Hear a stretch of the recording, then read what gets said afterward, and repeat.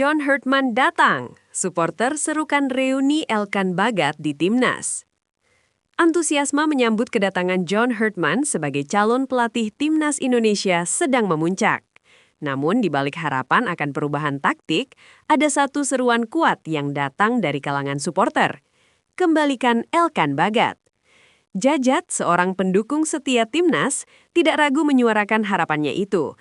Menurut Jajat, momentum pergantian pelatih adalah waktu yang tepat untuk menyatukan kembali semua kekuatan terbaik Indonesia, dan Elkan Bagat adalah komponen yang hilang di lini pertahanan. Ini adalah era baru di bawah John Hurtman, kata Jajat dengan semangat. Kalau Hurtman benar-benar ingin membangun tim yang kuat dan ambisius untuk jangka panjang, dia harus memanggil kembali Elkan Bagat. Jajat menyoroti kebutuhan Timnas saat ini akan bek tengah dengan postur tinggi dan kemampuan fisik untuk menghadapi lawan-lawan Asia. Hurtman dikenal sebagai pelatih yang memaksimalkan potensi pemain. Dengan postur 194 cm-nya, Elkan memberikan dimensi pertahanan yang tidak dimiliki pemain lain. Jelas Jajat. Kami memohon Coach Hurtman, buka lagi pintu bagi Elkan Bagat. Dia aset berharga dan Timnas butuh kepemimpinannya di belakang. Kami yakin di tangan pelatih baru, Elkan bisa jadi bek yang lebih solid dan tak tergantikan. Bagi Jajat, panggilan kembali Elkan Bagat bukan hanya soal teknis, tetapi juga simbol persatuan semua talenta terbaik demi kejayaan Garuda di kancah internasional. PSSI wajibkan kualitas Grade A. Standar baru naturalisasi demi dominasi Asia. Ketua Umum PSSI, Erick Thohir, secara tegas mengumumkan revolusi dalam strategi penguatan Tim Nasional Indonesia. PSSI mengakhiri era naturalisasi biasa dan memulai era Grade A untuk menghadapi tantangan berat seperti FIFA Series 2026, kualifikasi Piala Asia AFC 2027, dan AFC National League. Erick Thohir menekankan bahwa target Timnas kini telah berevolusi dari sekedar ikut menjadi kekuatan yang diperhitungkan di Asia. Target kita bukan lagi sekedar ikut, tapi harus menjadi kekuatan yang diperhitungkan di Asia. Ini memerlukan investasi kualitas yang tidak main-main, ujarnya. Fokus utama PSSI adalah mengamankan pemain keturunan yang masuk kategori Grade A. Kategori ini didefinisikan sebagai pemain yang secara konsisten menjadi pilar utama di liga-liga top Eropa atau elit global lainnya. Kehadiran pemain Grade A membawa kualitas teknis yang tak terbantahkan dan yang paling penting, mentalitas dan profesionalisme kelas dunia. Tegas Erick Thohir. Strategi ini bukan sekedar menambah jumlah, melainkan upaya fundamental untuk meningkatkan standar kompetisi seluruh skuad Garuda, menjadikan pemain Grade A sebagai katalisator bagi perkembangan pemain lokal. Penguatan ini adalah pilar utama dalam upaya PSSI mewujudkan mimpi melihat merah putih di Piala Dunia. Mimpi kita semua adalah melihat merah putih berkibar di Piala Dunia. Kami sedang bekerja keras di belakang layar untuk menyelesaikan proses ini secepatnya. Tutupnya. John Hurtman dan bayang-bayang emas STY, sebuah tuntutan melampaui batas. Gelombang optimisme yang bercampur dengan kehati-hatian kini menyapu komunitas sepak bola Indonesia. Menyusul rumor kuat penunjukan John Hurtman sebagai arsitek baru tim nasional, perhatian publik seketika tertuju pada satu tantangan utama yang harus dihadapi pelatih asal Inggris tersebut, melampaui warisan emas yang ditinggalkan oleh Shin Tae-yong. Selama masa baktinya, Shin Tae-yong atau STY telah bertransformasi dari sekedar pelatih asing menjadi figur yang dicintai, bahkan dihormati oleh jutaan supporter Indonesia. STY berhasil melakukan lebih dari sekedar memenangkan pertandingan. Ia membangun mentalitas, memodernisasi gaya permainan, dan yang terpenting, mengembalikan harga diri bangsa di kancah sepak bola internasional. Pencapaian STY mulai dari membawa timnas senior lolos ke Piala Asia untuk pertama kalinya setelah 16 tahun, mengantarkan timnas U23 mencetak sejarah hingga semifinal Piala Asia U23, hingga konsisten menaikkan peringkat FIFA, telah menjadi batu pijakan yang kini berubah menjadi tembok standar yang sangat tinggi. Kini, suara-suara dari tribun, dari media sosial, hingga warung kopi mulai merangkai ultimatum tersirat kepada Hartman.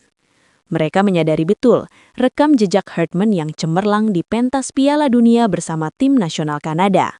Namun, di mata suporter Garuda, kesuksesan masa lalu Hartman hanyalah modal awal. Tuntutan sesungguhnya adalah mengangkat timnas Indonesia ke dimensi yang belum pernah dicapai STY. Apa arti melampaui bagi suporter? 1. Konsistensi di level senior. 1. Konsistensi di level senior. Suporter menuntut Hartman untuk lolos ke babak 4 besar Piala Asia 2027, tetapi juga mampu meloloskan Indonesia Piala Dunia, sesuatu yang menjadi target besar yang belum tercapai sepenuhnya di era STY. 2. Dominasi di Asia Tenggara. Merebut kembali supremasi Piala AFF atau ASEAN yang selalu luput dan menjadikannya sebagai pemanasan rutin, bukan lagi ambisi utama. 3. Pengembangan infrastruktur pemain. Mempertahankan dan meningkatkan program naturalisasi dan diaspora, namun juga memastikan kualitas pemain lokal binaan berkembang setara. Jika STY dianggap berhasil membawa Indonesia keluar dari jurang stagnasi, maka Hartman dituntut untuk memimpin penerbangan ke angkasa. Ia harus membuktikan bahwa peningkatan timnas bukan hanya disebabkan oleh satu sosok karismatik, tetapi karena sistem yang berkelanjutan. Tugas Hartman sangat berat. Ia tidak hanya melawan tim lawan di lapangan, tetapi juga melawan bayang-bayang legenda yang begitu kuat di hati suporter. Para pendukung kini menunggu dengan mata tajam, siap memberikan dukungan penuh, namun juga siap melontarkan kritik pedas jika standar emas yang telah ditetapkan Shin Tae-yong tidak mampu dilewati. Inilah tantangan sesungguhnya bagi John Hartman, membuktikan bahwa ia adalah nahkoda yang tidak hanya pandai berlayar, tetapi juga mampu memecahkan rekor kecepatan kapal pendahulunya. John Hartman Effect, kredibilitas pelatih top sebagai penentu pemain keturunan untuk dinaturalisasi. Isu mengenai John Hartman yang santer dikaitkan dengan kursi kepelatihan timnas Indonesia telah memicu gelombang optimisme baru, terutama terkait strategi naturalisasi.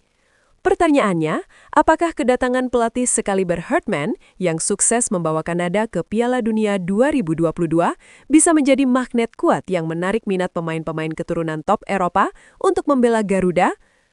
Kehadiran seorang pelatih asing terkemuka membawa lebih dari sekedar taktik.